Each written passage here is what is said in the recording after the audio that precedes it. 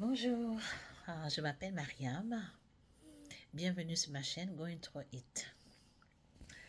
Euh, Peut-être que toi aussi, tu es en plein dedans. Je regarde mes notes pour ne pas me perdre parce que je vais vous dire après, vous allez comprendre après pourquoi j'ai des notes. Mais je vais juste aller directement sur les points. Et puis, je suis dans ma chambre présentement parce que ça fait quelques semaines que je me sens pas bien. Et ça ne me tentait pas d'aller à travers tout le tralala pour le maquillage, tout, je ne voulais pas. Et je me suis dit que je veux que ma chaîne soit authentique. Je veux vraiment être authentique. Je veux être moi-même. Je veux être moi-même. Si ça me tente de faire la vidéo dans la chambre, la fais dans la chambre parce que je veux que ma chaîne, que toute personne qui traverse les mêmes choses que moi, que ça soit comme une communauté, où est-ce qu'on se sent vraiment, c'est intime, on se sent à l'aise, on se sent à l'aise, ok? C'est comme a kind of sisterhood, hein? So, c'est ça que je veux créer. Et je veux que les gens soient, qu'on soit soi-même, qu'on soit nous-mêmes. So, c'est ça. So, comme je disais, peut-être que toi aussi tu es en plein dedans, ok? Euh, je vais parler du bon, hein, quand la vie s'écrase. Tu sais, il n'y a pas longtemps, il n'y a pas si longtemps, tout s'est écroulé pour moi. Ok? Entre la fatigue, les douleurs, la dépression, les dettes, l'accident, la commotion cérébrale, le divorce, la trahison. J'avais l'impression vraiment que mon corps m'abandonnait. Pardon. Et que mon esprit s'éteignait. Et que ma foi s'effritait. J'essayais de travailler 12 heures de shift. J'essayais d'être une mère pour ma fille. D'être une amie, une sœur, une fille pour ma mère, de survivre, de sourire, mais à l'intérieur j'appelais au secours. Et personne ne voyait vraiment ce que je traversais parce que je montrais que tout était correct. Lorsque j'allais au travail, c'était le sourire aux lèvres. C'est comme je mettais un masque. Je pouvais être dans ma voiture, pleurer, pleurer, pleurer. Et dès que j'arrive au travail, c'est comme, ok Mariam, on met le masque. Et là, c'est les sourires aux lèvres, les éclats de rire. Et je fais mon travail comme un robot. Et après, je rentre à la maison, je crache. Crache. C'est comme mon corps ne peut plus. Et là, c'est des jours de douleur, 3 jours de douleur, 3 jours de comme tu es, tu es KO mentalement, émotionnellement et physiquement. Je peux rester à la maison 3 jours sans bouger. Je peux rien faire. Euh, le tournant vraiment où tout a changé, c'est un jour que j'ai compris vraiment que c'est pas la fin de mon histoire et que je veux pas finir comme ça. Parce que il fut un moment où est-ce que j'étais vraiment misérable, très misérable. Et un jour, j'ai parlé à une amie et je lui ai dit, tu sais, si quelque chose m'arrivait aujourd'hui, si aujourd'hui je devais quitter ce monde, je quitterais ce monde vraiment aigri, pas heureuse, misérable, aigri. Et lorsque j'ai dit ça, c'est comme quelque chose a cliqué dans ma tête. Et je me suis dit, Mariam, si c'est ça que tu sais ça que tu ressens, ce qui veut dire que tu n'es pas en train de vivre ta vie. Tu es en train de survivre. Tu es en train d'exister. Mais tu ne vis pas ta vie. Tu ne peux pas vivre cette vie-là entre les douleurs, la maladie, tout ça, tu ne peux pas. So, j'ai décidé alors de vraiment prendre soin de moi, de prendre contrôle de tout.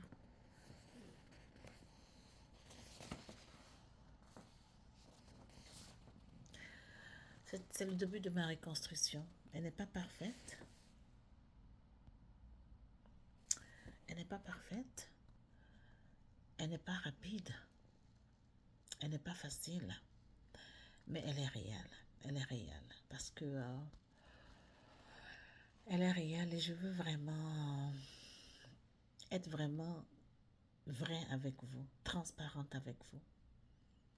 Il y a eu des moments où est-ce que je ne pensais même plus à la vie. Je me suis vraiment abandonnée. Je prenais plus soin de moi. Je prenais plus soin de moi. Je ne désirais plus rien. Je ne voulais plus rien faire. Même parler au téléphone, je ne voulais plus. J'étais fatiguée. Je me sentais vide, vide, vide et que je ne pouvais même plus donner aux autres parce que moi-même, j'étais vide. Mon verre était complètement vide. Sur tous les plans. La nuit, je ne dormais pas. Je me réveillais à 2 heures, 3 heures du matin et puis je me posais des questions. Je posais des questions au Seigneur. Pourquoi? Qu'est-ce qui ne va pas? Pourquoi ma santé a pris cette tournure? Pourquoi? Pourquoi? Qu'est-ce qui s'est passé? Et, j'ai fouillé sur YouTube pour voir s'il y avait quelqu'un qui partageait, qui traversait les mêmes choses que moi, qui pouvait peut-être m'inspirer, que peut-être qui pourrait parler de son cheminement, de ce qu'elle a traversé, vraiment de façon authentique, de façon crue, honnête. Mais non, sur la chaîne YouTube, tout le monde veut montrer que la vie est parfaite. Tout le monde veut montrer que tout est parfait. Et la raison pour laquelle j'ai entendu dans mon esprit, le Seigneur a dit, partage ton histoire. Parce qu'il y en a beaucoup qui traversent ça. Et surtout les femmes de plus de 40 ans. J'ai plus de 40 ans. Et des fois, j'ai l'impression que lorsqu'on fait tellement d'erreurs, lorsqu'on a fait confiance à la mauvaise personne, lorsqu'on a aimé la mauvaise personne, lorsqu'on s'est ouvert à la mauvaise personne, lorsqu'on s'est sacrifié à la mauvaise personne et qu'on a tout laissé tomber pour cette personne et qu'après cette personne nous trahit, nous tourne le dos, c'est comme si la personne nous a mis dans un puits.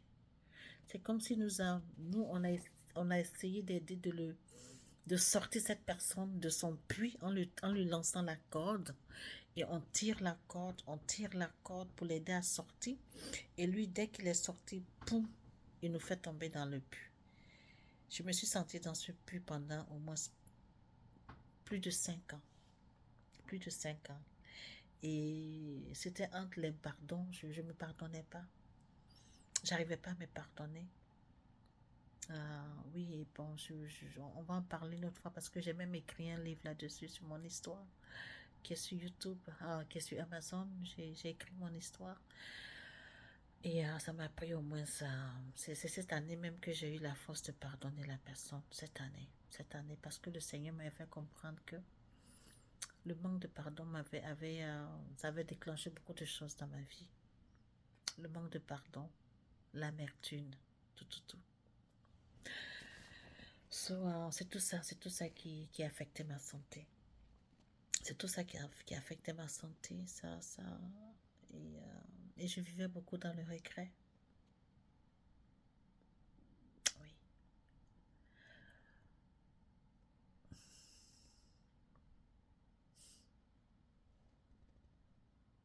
Oui.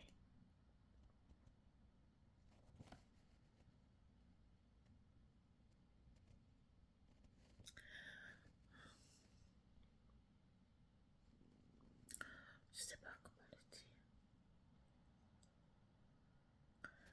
Mais je vivais beaucoup dans le regret.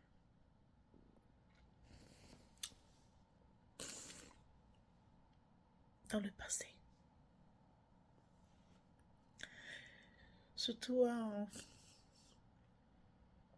je me disais, Seigneur, ma vie avant cette personne, ma vie avant cette décision que j'avais prise. Je vivais beaucoup dans le passé. Jusqu'à ce que le Seigneur me dise, arrête de vivre dans le passé. On peut pas comprendre, on peut pas comprendre de foi lorsque on aime des gens avec sincérité, avec amour. Et quand on s'oublie soi-même, hein. On s'oublie soi-même parce que on veut tellement voir ces personnes-là s'élever, devenir quelque chose. Parce que il y a des personnes, des femmes, hein, même des hommes, hein, qui ont cette grâce que lorsque tu rentres dans leur vie, ils impactent ta vie dans le bon côté. Hein. Il y a ces personnes qui sont là, ces personnes de grâce. Et lorsque tu te rends compte que, hé, Seigneur, cette personne à qui tu m'as donné la grâce d'aimer, d'aider, et que cette personne a pris ta grâce comme si c'était rien. Elle a bafoué ta grâce et elle s'est moquée de ta grâce. Ça fait mal. Et c'est ça qui m'avait beaucoup fait mal, qui a fait que j'arrivais pas à pardonner. Comme je vous ai dit, ça m'a pris des années pour pardonner. Des années. Et je ne pouvais pas comprendre que le stress, tout ce qu'on traverse, comment petit à petit, ça affecte notre santé. Parce que moi, ma santé, en 2017, je vais vous raconter après plus tard, dans les détails. Mais c'est en 2017 qu'on m'avait diagnostiqué du chagrène et puis la fibromyalgie. Et c'est en 2017 que cette personne est venue au Canada. Et le stress que j'ai traversé, le stress que j'ai vécu avec cette personne, je me suis retrouvée une femme qui était pleine de vie, pleine de joie, pleine de rêves. Et que cet amour, cette relation, cette trahison m'a brisée. J'étais brisée à tel point que je ne pouvais même pas me regarder dans le miroir. Je ne pouvais pas.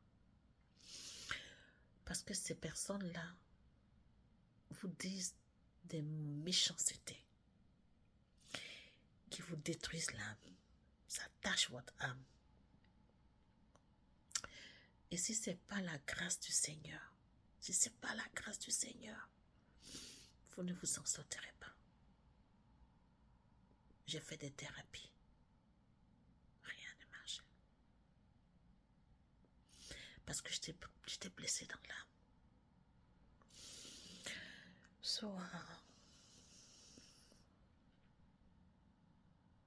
La raison pour laquelle j'ai décidé de faire cette chaîne. Parce que le Seigneur m'avait demandé depuis 2019, Mariam, raconte ton histoire. Parce que beaucoup traversent ça. Beaucoup le traversent. Beaucoup de femmes le traversent. Et j'ai dit, Seigneur,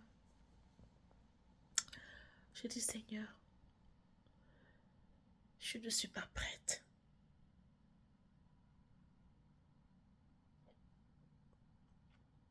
De parler de ma vie. Parce que c'était encore cru. Ça faisait mal. Et j'essayais de guérir. Et j'essayais de survivre. J'essayais d'être là pour ma fille. D'être forte pour elle. Oh Seigneur. J'ai eu des moments. J'ai eu des moments de joie. Où est-ce que le Seigneur m'a restaurée. Et vous savez, c'est comme ça. Ups and down. Ups and down. Présentement, c'est ça, c'est la santé. C'est la santé. Et je sais vraiment de prendre ma santé parce que à un moment donné, I give up on myself.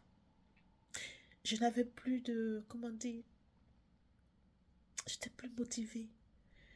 Euh, J'avais plus cette joie de vivre. I was just surviving. Je me levais comme un robot, me lever, aller au travail, faire des choses. Euh, je me suis beaucoup endettée et je me suis retrouvée à un moment donné que je me suis dit, Mariam, ça ne va pas. Ça ne va pas, soit tu dois faire quelque chose. Et la raison pour laquelle j'ai décidé de créer cette chaîne, vous savez, des fois on se demande même est-ce qu'on va vouloir poster cette vidéo parce que je pensais pas pleurer. Mais maybe someone need to hear it. Parce que on a besoin de ça.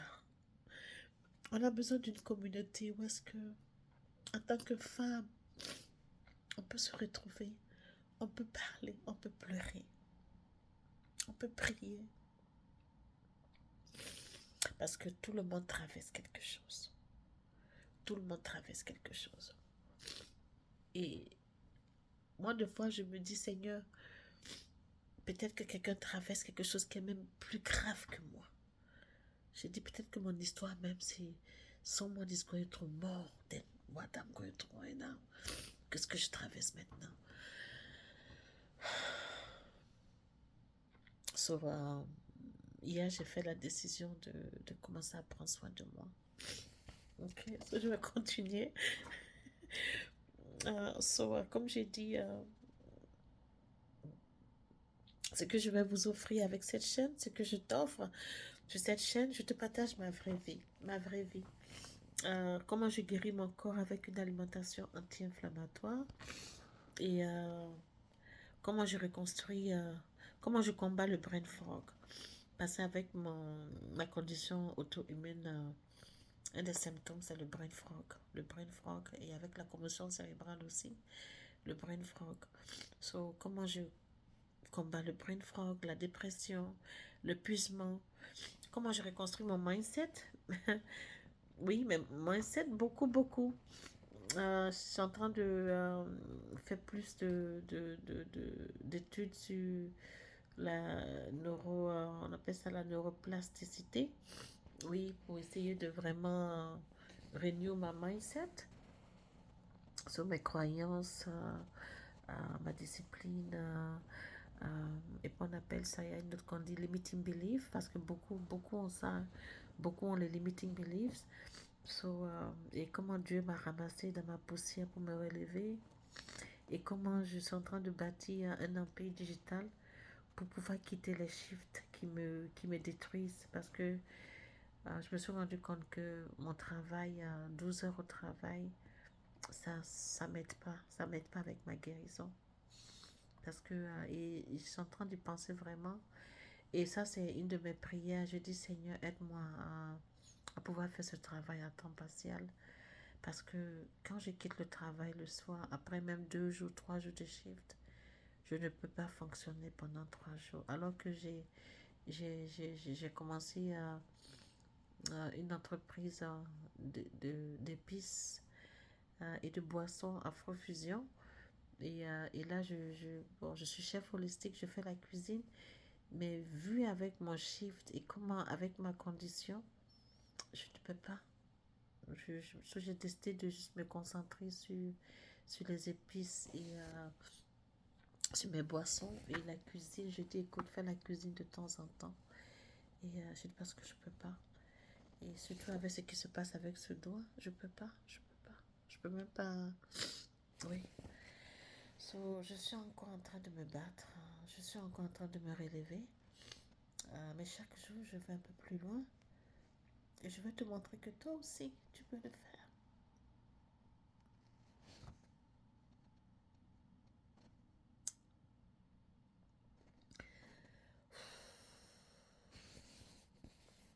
C'est ça. Oh.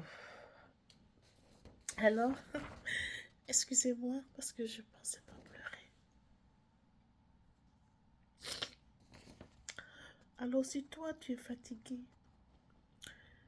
si tu te sens seul, si tu te perds dans ta propre histoire, sache que tu peux recommencer. Et que tu peux renaître, tu peux guérir, tu peux reconstruire. Ok? Tu n'as pas à marcher seul. Pas ici. Pas ici. Alors, abonne-toi à ma chaîne. Comment ce que tu traverses. Et marchons ensemble un jour à la fois. Ok? Euh, so, c'est ça. Je parlerai des choses. C'est pas juste la tristesse, c'est pas juste les pleurs. Parce que j'ai des projets que je suis en train de faire et qui sont en train de voir le jour. Et je sais que Dieu, il va me reconstruire. Je sais, je sais, je sais, je sais qu'il est là. Euh, c'est juste que il faut qu'on s'aide soi-même. Il faut qu'on décide soi-même de faire le pas, le premier pas pour que le Seigneur aussi nous assiste. Et c'est cette décision que j'ai faite. J'ai dit, ok, Mariam, tu dois prendre soin de ta santé. Ok? Il faut que tu essaies de faire revenir cette motivation, cette joie, cette willpower que je sais que j'ai, cette force pour que tu recommences à vivre. Oui. Et, euh, et que je me débarrasse de la peur et que je me débarrasse des doutes et que je me débarrasse des ici, ici, ici. C'est là qu'on dit les limiting beliefs parce que c'est ça qui nous... je sais pas comment on dit limiting beliefs en français, mais les limiting beliefs, les croyances limitantes. Les croyances limitantes. So, présentement, je m'éduque. J'ai un coach qui me suit dans le département du marketing. Et je veux aussi travailler aussi avec un autre coach aussi pour le limiting belief. Pour que vraiment, je me donne vraiment 1 an, 2 ans, pour que vraiment avec la grâce du Seigneur, que je puisse me retrouver. Que je puisse retrouver, pas la Mariam d'avant, pas la Mariam d'avant, parce que la Mariam d'avant n'est plus, hein. Avec tout ce qu'on traverse, ça nous change. Mais cette nouvelle Mariam qui est en train de renaître, que oui, que je puisse la rencontrer parce qu'elle est là. Oui, oui, être une nouvelle moi, une nouvelle Mariam qui est forte, une guerrière euh, avec plus d'audace. Quelqu'un maintenant qui est une Mariam qui est plus connectée avec elle-même, avec sa voix, qui s'affirme, qui s'affirme, oui, qui s'affirme et qui prend vraiment le temps d'écouter, de s'écouter. Voilà des choses que j'ai commencé à faire dans ma vie. So, c'est ça. Excusez-moi avec les pleurs, mais oui, des fois ça arrive, hein. Et comme je dis, la vie, c'est des leçons, c'est des leçons. C'est des leçons, on aura des douleurs, des trahisons, des trucs, mais c'est avoir la force de se relever.